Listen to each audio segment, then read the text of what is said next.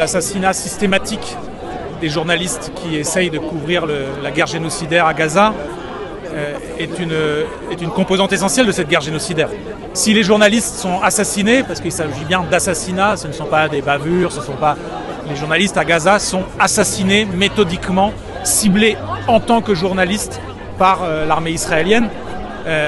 C'est une dimension à part entière de la guerre génocidaire parce qu'évidemment, les journalistes sont ceux par qui la vérité, par qui les images, par qui les témoignages peuvent accéder au monde extérieur et être certifiés par le monde extérieur. Parce que tout le monde peut envoyer des vidéos, mais quand on dit c'est un journaliste, dans l'imaginaire des gens, souvent il y a cette idée que c'est une information sérieuse. Donc, Tsahal, l'armée israélienne, assassine méthodiquement les journalistes à Gaza.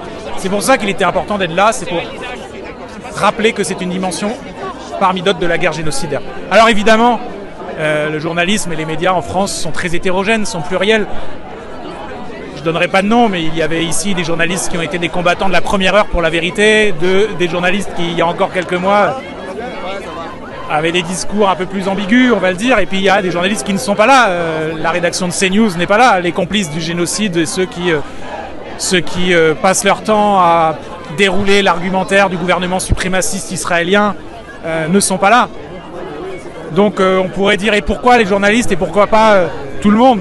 Bon, nous manifestons en hommage à toutes les victimes.